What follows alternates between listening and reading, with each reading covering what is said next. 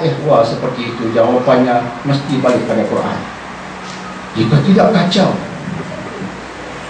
Sebab itu di dunia sekarang, pertanyaan tentang Tuhan ni macam mana dia dari isu besar. Hatta pembuat filem pun nak jawab soalan. Saya tak pernah serta isu ni, sebab ada filem dikeluarkan tentang apa The Almighty dari isu dunia Islam. Satu tajuk filem The Almighty. Saya tak pasti, saya tak tengok gambar tu. Tapi baru ni saya terbuka Astro, tajuknya tentang Tuhan.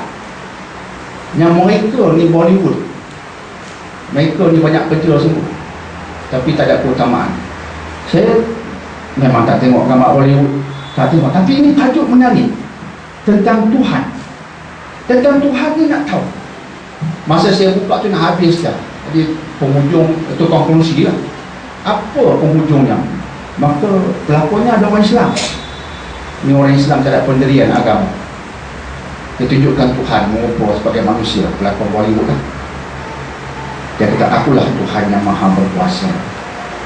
Aku menyampah tengok kamu manusia. Sebab anak dia, anak Tuhan, dia jadikan manusia untuk perbetulkan dunia. Dia Tuhan di langit, bapa isteri dia, ya, lawalah isteri Tuhan tu pun pandai pilih Tuhan. Kemudian anak turun ke bumi. Tujuan anak ni diturunkan oleh Tuhan untuk betulkan dunia. Manusia ni berkecamuk. Tiba-tiba anak Tuhan mengumpul jadi manusia, berkenanlah kat seorang awet. Kacau juga anak Tuhan tu.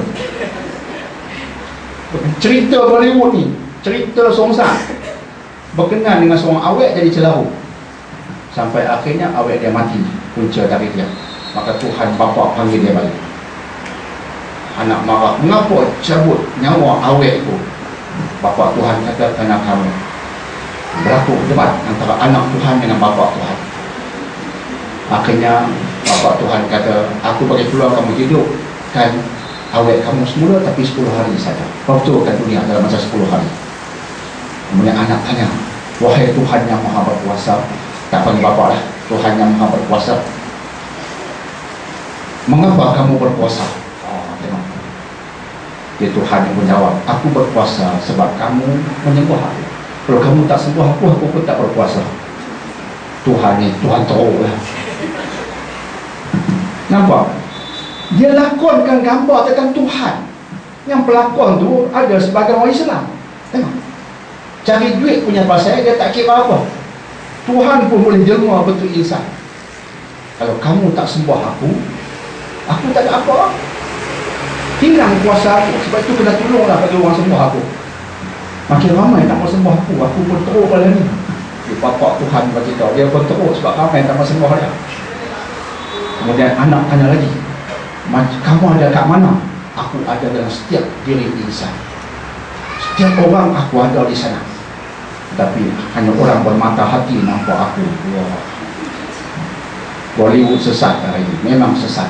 Dan ramai Melayu suka Bollywood tu, dia kepala ada macam tu. Itulah dunia pada hari ini. Nak cuba jawab, who is God? Where is God? What is the shape of God? Mana Tuhan? Macam mana Tuhan? Nak cuba jawab buat filem sampai jadi macam tu. Dunia dah sampai ke tahap begitu, biadab dengan Tuhan. Sebab itu kita orang Islam jangan terbabas seperti orang lain yang terbabas. Apa-apa yang berkaitan dengan agama, berkaitan dengan kepercayaan, mesti balik ke sini. Allah mengajar kita mengatakan, aku yang maha berkuasa.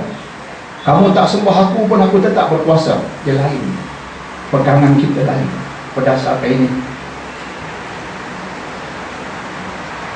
Begitulah kepentingan kita faham Islam, bukan dari filem, bukan dari akhbar, bukan semata-mata dari internet, tapi dari sumber yang autentik, Al-Quran dan hadis-hadis yang sahih. Dengan itu insya-Allah kita akan yakin secara yang betul dan kita tak akan terbabas insya-Allah. Jadi tuan-tuan dan puan-puan yang dimuliakan, demikianlah yang sempat kita bicarakan pada petang yang bermain ini. yang berkaitan dengan mawaqi'in nujum, berkaitan dengan Al-Quran, dan berkaitan dengan satu hukum fiqh berhubung bolehkah kita menyentuh Al-Quran tanpa wudu. Kita kaitkan dengan ayat 79 surah Al-Waqi'ah. InsyaAllah pada minggu hadapan insyaAllah kita akan khatamkan, minggu hadapan kita akan khatamkan Al-Waqi'ah sebelum kita masuk pada surah baru, surah besi Al-Hadid insyaAllah. Jadi semoga apa yang sempat kita bicarakan tadi insyaAllah mendatangkan banyak kebaikan pada kita, dan semoga menambahkan lagi keyakinan kita dan menambahkan lagi ilmu pengetahuan kita tentang Islam dari sumber yang sahih ataupun autentik insyaAllah. Allahu a'lam bishawab. Ya, sebelum kita berakhir, kita tengok pada soalan. Berarti ada kotak, kedepankan kotak. Alhamdulillah, nampak pelajar-pelajar USM mula masuk kampus walaupun tidak bersemua lagi. Tadi pagi saya berkesempatan menyampaikan kuliah subuh pada kelompok pertama pelajar-pelajar siswa-siswi kampus yang baru masuk USM, 1,400 orang diberitahu. Itu pun baru kelompok yang pertama, itu pun dah ramai. Dan jangan lupa Universiti Sains Malaysia diisytiharkan sebagai Universiti Apex di Malaysia, universiti yang sedang dicadangkan untuk meledak di peringkat antarabangsa mengikut piawaian antarabangsa di bidang pendidikan bertaraf universiti. Maka ia diisytiharkan sebagai Universiti Apex. Dan saya difahamkan yang lepas masuk USM tahun ini memang yang terpilih betul di sudut kejayaan akademiknya, nak sesuaikan dengan Apex itu. Maka saya mendoakan kepada mereka agar pelajar-pelajar yang terbaik yang sekarang ada di USM sekarang ini bukan hanya terbaik di bidang akademik, juga terbaik di bidang spiritual jika non-Muslim, agama dan takwa jika Muslim, bertunjangkan Al-Quran. Itu saya sebutkan pada subuh tadi. InsyaAllah doakan dia berjaya dan cemerlang insyaAllah. Ya, jadi sila soalan. Kaitan dengan itu yang lakukan tadi, saya rasa mungkin cara kita orang Melayu berkaitan dengan Al-Quran ni, dia dah tak jadi satu rujukan biasa. Kita tengok Al-Quran ni macam dah jadi satu yang terlalu asing, menyebabkan kita tak merujuk. Saya rasa gaya kita bukan saja tak boleh sentuh Al-Quran, membawa Al-Quran pun tak boleh.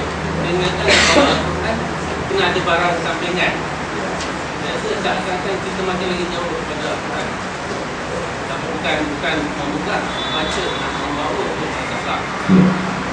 Betul, kenyataan yang betul, iaitu dunia kita di Malaysia ini dunia yang jauh daripada Quran, ditambah pula dengan pegangan-pegangan yang kita katakan pertunjangan agama yang menyusah dan menjauhkan kita daripada Quran. Jadi tuan yang kita sebutkan tadi bukan sekadar kita tidak boleh, artinya memegang Quran, nak bawa Quran tu pun susah.